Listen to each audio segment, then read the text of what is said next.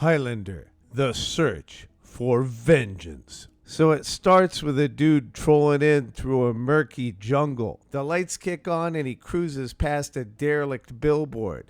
Don't you ever wait, brother. He then enters an abandoned building with numerous dead hung from the walls. Inside, a bunch of bad mofos are having a party. The goons scatter as a huge monster named Malik rushes him with a chainsaw.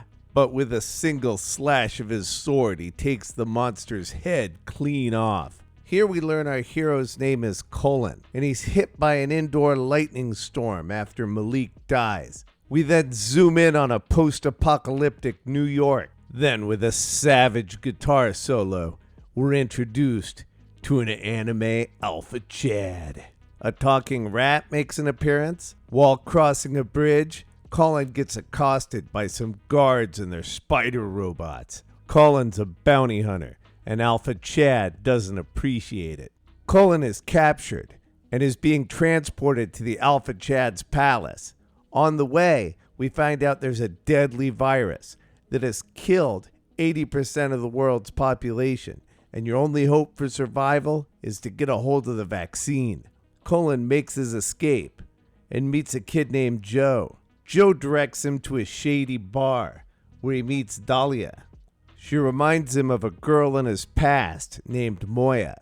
We flashed back to just after the collapse of the Roman Empire.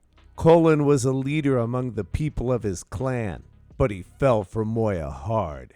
Colin and his clan are about to go to war with the giant army of a Roman, Marcus Octavius. Colin is drugged by a treacherous Moya. Moya goes to Marcus Octavius, the Alpha Chad himself. She offers Marcus her body in return for sparing her people the wrath of his armies.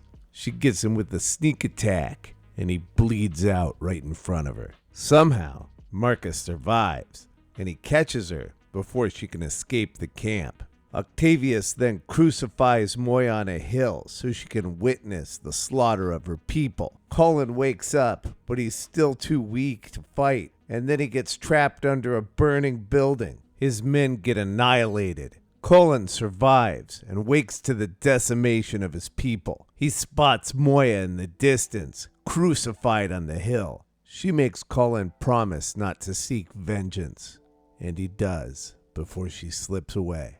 Despite his promise, he chooses vengeance. We fade back to the bar with Dahlia. The police are hunting for him in the street. She leads him to an old abandoned church where he can hide out. She asks him to help her save the city. In a government-controlled zone, government officials are plotting to expand the empire. Octavius is the leader, and he has his researchers developing weapons of mass destruction. The police search above as Colin sneaks below. Dahlia leads Colin through the rebel base. Colin is told that Marcus hoards the vaccine and won't give it to the people in the city. Dahlia leads Colin to a room where she offers him sex for money, and Colin turns it down because he's not paying for that foolishness. Dahlia wants Colin to help her steal vaccines, but he heads out on his own. She follows him above ground, but he spots Marcus on the big screen and realizes he's the one running the city. We are transported back to the ancient world where Colin is attacking a Roman outpost, trying to find Marcus. He kills a Roman soldier and takes his uniform. He finds Marcus's camp and is able to sneak up to his tent, but then he strokes out, and all the centurions know he's an imposter. He manages to recover himself, and he makes a charge for Marcus, but there's too many of them, and he gets caught. Marcus challenges him to a fair duel, but Colin is no match for Marcus, and he gets mortally wounded in the battle. He falls off his horse in the middle of Stonehenge, and Marcus decides to let him be. Colin miraculously heals, and a spirit shows up, telling him he's immortal. He tries to attack the spirit, but gets smited by a lightning bolt. The spirit tells him that he was healing for ages, and that all those Roman soldiers he was fighting have long since passed away, but that Marcus is also an immortal. The spirit also tells him that Marcus is much stronger than him, and the only way for an immortal to get stronger is to kill another immortal in a process called the quickening.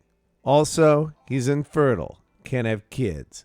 Back in the modern world, Cullen now really wants to help Dahlia infiltrate Marcus's compound. They use a hidden entrance to get inside and run into Joe in the corridors. Joe's alarm rings and wakes a giant monster crocodile. Cullen chops the croc's head off just before it eats Dahlia. They encounter some guards and Cullen decides just to go in guns blazing. They find the laboratory and Dahlia busts in swinging the gun around, demanding the vaccine. It turns out these mad scientists are working on a virus that can't be vaccinated against. The doctor gets a little mouthy with Dahlia and she busts him in the head and puts him on the ground. Cullen leaves the other two to go find Marcus.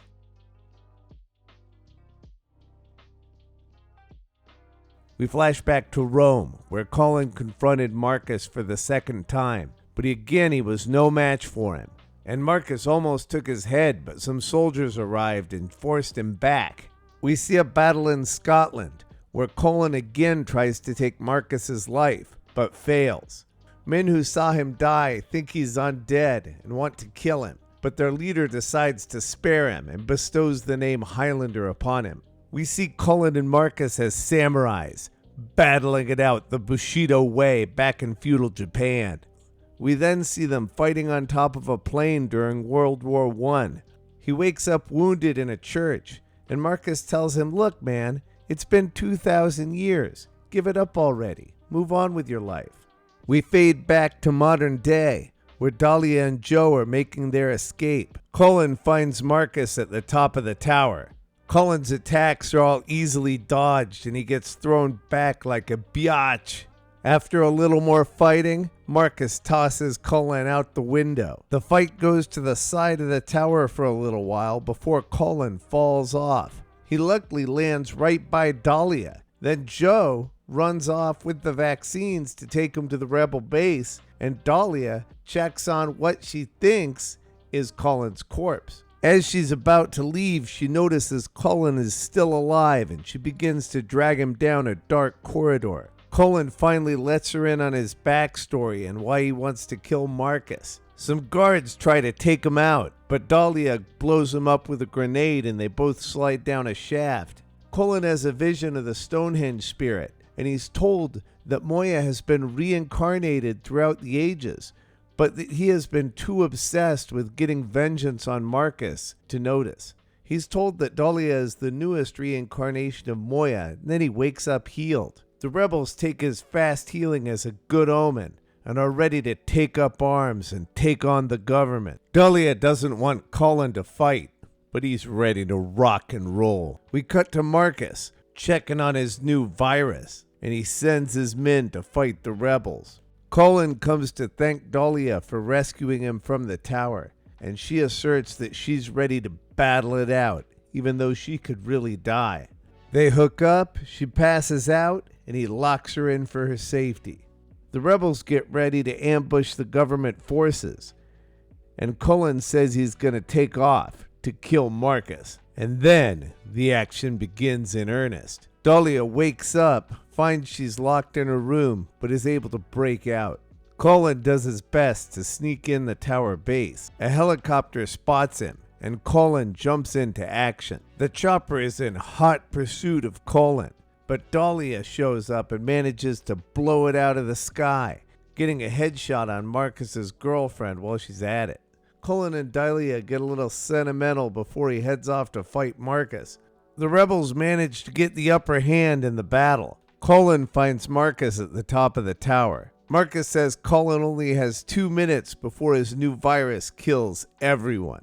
Cullen attacks Marcus but is defeated easily and fails to stop the virus. Dahlia is stabbed by Marcus's girlfriend, who's managed to come back to life.